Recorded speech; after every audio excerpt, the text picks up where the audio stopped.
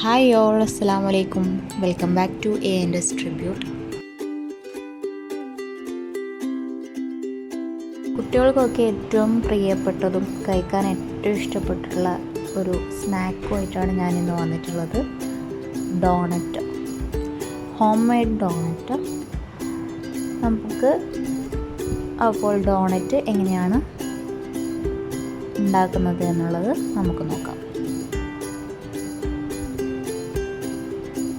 ആദ്യം അതിന് വേണ്ടിയിട്ടായിട്ട് ഞാനിവിടെ വാം മിൽക്ക് എടുത്തിട്ടുണ്ട്.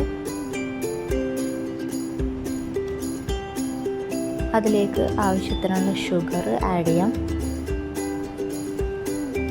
ഇനി ഇതിലേക്ക് 2 ടേബിൾ സ്പൂണ് ഈസ്റ്റ് ആഡ് ചെയ്ത് കൊടുത്തതിന് ശേഷം നന്നായിട്ടൊന്ന് മിക്സ് ചെയ്തിട്ട് വെക്കാം. ഒരു 10 മിനിറ്റ് വെക്കുമ്പോഴേക്കും അതൊന്ന് നന്നായിട്ട് പൊങ്ങി വരും. ഞാനിവിടെ 1/4 കപ്പ് മിൽക്കും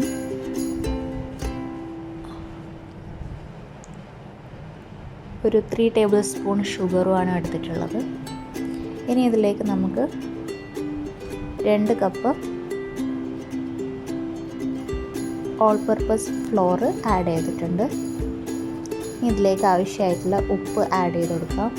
ഇനി അതൊന്ന് നന്നായിട്ട് മിക്സ് ചെയ്തതിന് ശേഷം നമ്മൾ നേരത്തെ തയ്യാറാക്കി വെച്ചിട്ടുള്ള ഈസ്റ്റ് ഇതിലേക്ക് ചേർത്തതിന് ശേഷം നന്നായിട്ടൊന്ന് കുഴച്ചെടുക്കാം.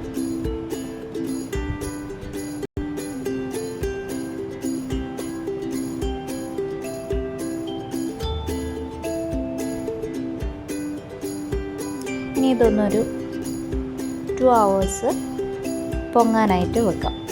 അപ്പോൾ നമ്മളെ മാവ് ഇവിടെ നന്നായിട്ട് പൊങ്ങി വന്നിട്ടുണ്ട്. ഇനി അത് ഒന്നുകൂടി ഒന്ന് നന്നായിട്ട് കുഴച്ചെടുക്കണം. അതിനുശേഷം നമുക്ക്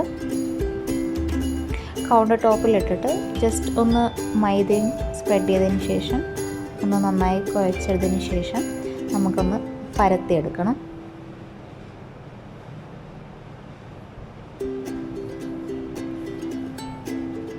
വളരെ എളുപ്പത്തിൽ നമുക്ക് ഉണ്ടാക്കാൻ പറ്റിയ ഒരു സ്നാക്കാണിത്. വളരെ തിന്നാവാണ്ട് ഒരു മീഡിയം സൈസിലായിക്കൊണ്ട് നമുക്കിതൊന്ന് പരത്തിയെടുക്കാം.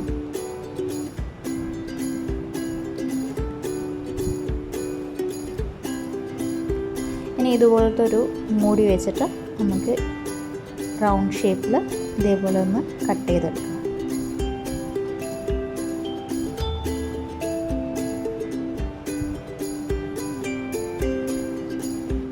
ഒരു കാര്യം മറക്കരുത്, നമ്മളിത് മാവ് പഴുത്തി കഴിഞ്ഞ് കഴിഞ്ഞാലും അതിനടിയിലായിട്ട് നമ്മൾ മൈദ പൊടി സ്പ്രെഡ് ചെയ്ത് കൊടുക്കാൻ മറക്കരുത്. കാരണം ഫ്ലോറിൽ അത് ഒട്ടിപ്പിടിക്കാൻ ചാൻസ് ഉണ്ട്. അതുകൊണ്ടാണ് ബാക്കിയുള്ള മാവ് കൊണ്ടും അതേപോലെ തന്നെ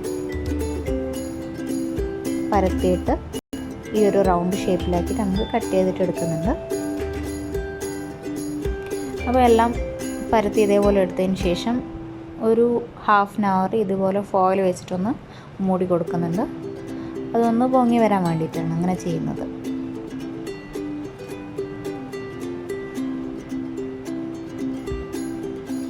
ഇനി നമുക്ക് ഡോണറ്റ് ഫ്രൈ ചെയ്തെടുക്കാനായിട്ട് ഒരു പാന് അടുപ്പിലേക്ക് വെക്കാം. അതിലേക്ക് ആവശ്യമായിട്ടുള്ള ഓയിൽ ആഡ് ചെയ്ത് കൊടുക്കാം.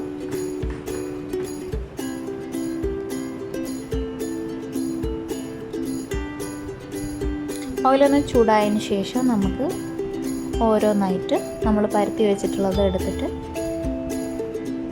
ഫ്രൈ ചെയ്തിട്ടെടുക്കാം. ഒരു മീഡിയം ഫ്ലെയിമിലിട്ടിട്ട് വേണം നമ്മളിത് ഫ്രൈ ചെയ്തിട്ടെടുക്കാനായിട്ട്. നല്ല സോഫ്റ്റായിട്ട് നന്നായിട്ട് പൊങ്ങി വന്നിട്ടുണ്ട്. ഇതുപോലെ ബാക്കിയുള്ളതും ഒന്ന് ഫ്രൈ ചെയ്തിട്ട് എടുത്തിട്ടുണ്ട്.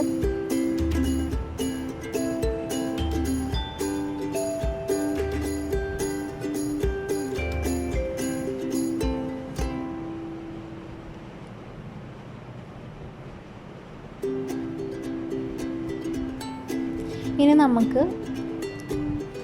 നിങ്ങൾക്ക് ആവശ്യമാണെങ്കിൽ ഇതിലേക്ക് പൗഡേർഡ് ഷുഗർ ഒന്ന് സ്പ്രെഡ് ചെയ്ത് കൊടുക്കാം. അതും അല്ലെങ്കിൽ നിങ്ങൾക്ക് വേണമെന്നുണ്ടെങ്കിൽ ഇതിന് മുകളിലായിട്ട് നമുക്ക് ചോക്ലേറ്റ് ജസ്റ്റ് ഒന്ന് സ്പ്രെഡ് ചെയ്ത് കൊടുക്കാം.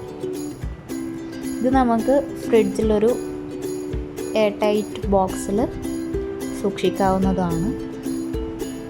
വളരെ ടേസ്റ്റിയാണ്, വളരെ എളുപ്പത്തിൽ ഉണ്ടാക്കാൻ പറ്റിയ റെസിപ്പിയാണിത്. എല്ലാവരും ട്രൈ ചെയ്ത് നോക്കണം. വീഡിയോ ഇഷ്ടമായെങ്കിൽ ലൈക്ക് ചെയ്യുക, ഷെയർ ചെയ്യുക, സബ്സ്ക്രൈബ് ചെയ്യുക. Thank you.